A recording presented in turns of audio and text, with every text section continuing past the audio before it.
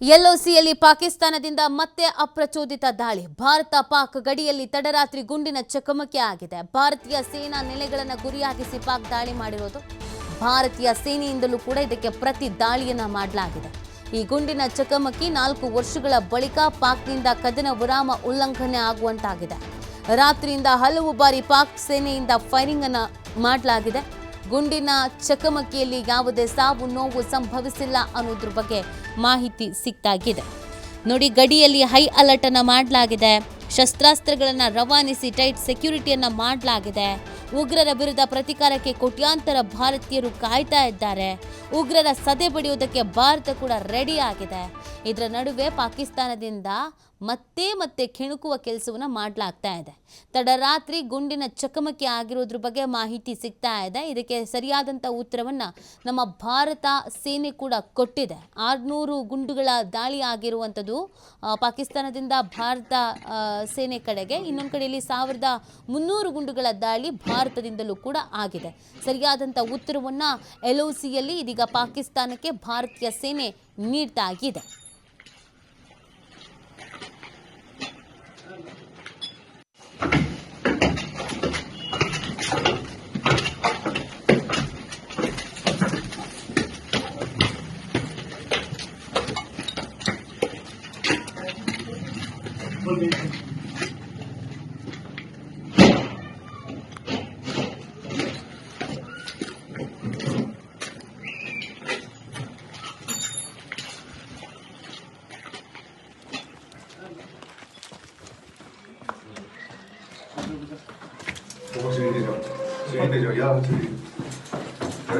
Sabe?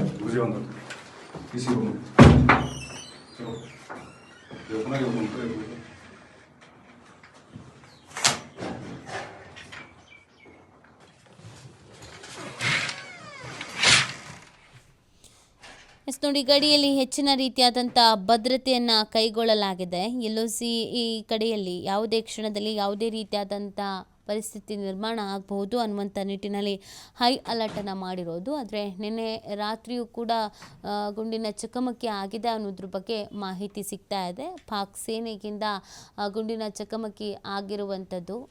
ಎಲ್ಒಸಿಯಲ್ಲಿ ಪಾಕಿಸ್ತಾನದಿಂದ ಅಪ್ರಚೋದಿತ ದಾಳಿಯನ್ನು ಮಾಡಲಾಗ್ತಾಗಿದೆ. ಮತ್ತೆ ಭಾರತವನ್ನು ಕೆಣಕುವಂಥ ಕೆಲಸವನ್ನು ಕೂಡ ಇಲ್ಲಿ ಪಾಕಿಸ್ತಾನ ಮಾಡ್ತಾ ಇದೆ. ಇದಕ್ಕೆ ತಕ್ಕ ಉತ್ತರವನ್ನು ಭಾರತೀಯ ಸೇನೆ ಕೂಡ ಕೊಟ್ಟಿದೆ. ನೋಡಿ, ಗಡಿಯಲ್ಲಿ ಈಗ ಹೈ ಅಲರ್ಟ್, ಶಸ್ತ್ರಾಸ್ತ್ರಗಳನ್ನು ರವಾನಿಸಿ ಟೈಟ್ ಸೆಕ್ಯೂರಿಟಿಯನ್ನು ಮಾಡಲಾಗಿದೆ. ಉಗ್ರರ ವಿರುದ್ಧ ಪ್ರತೀಕಾರಕ್ಕೆ ಕೋಟ್ಯಾಂತರ ಭಾರತೀಯರು ಒಂದು ಕಡೆಯಲ್ಲಿ ಆಗ್ರಹಿಸ್ತಾ ಇದ್ದಾರೆ. ನೋಡಿ, ಪಾಕ್ ಭಾಗದಲ್ಲಿ ಅಂದರೆ ಈ ಎಲ್ಒಸಿ ಬಳಿ 42 ಉಗ್ರರ ಶಿಬಿರಗಳಿದೆ. ಅವುಗಳನ್ನು ಭಾರತ ಸೇನೆ ಟಾರ್ಗೆಟ್ ಮಾಡಬಹುದು ಅನ್ನುವಂಥ ನಿರೀಕ್ಷೆ ಕೂಡ ಇದೆ. ಉಗ್ರರ ನಾಯಕರನ್ನೇ ಗುರಿಯಾಗಿಸಿ ಟಾರ್ಗೆಟ್ ಮಾಡಿ ಹತ್ಯೆಯನ್ನು ಮಾಡಬಹುದು ಅನ್ನುವಂಥ ಪ್ಲ್ಯಾನ್ ಬೇರೆ ಇದೆ. ಪಾಕ್ನ ಉಗ್ರರ ಶಿಬಿರ ಗುರಿಯಾಗಿಸಿ ಮಿಸೈಲ್ ದಾಳಿ ನಡೆಸಬಹುದು ಅನ್ನೋದು ಕೂಡ ಇದೆ.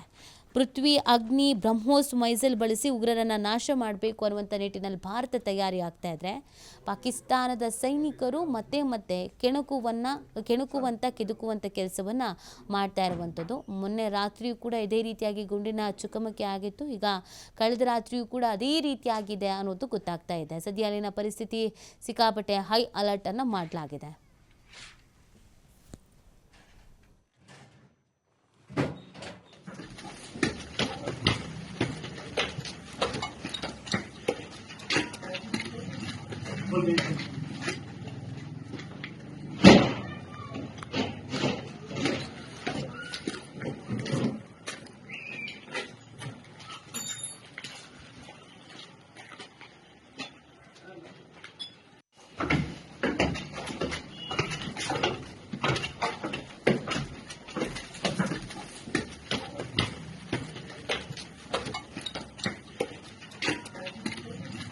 Thank you.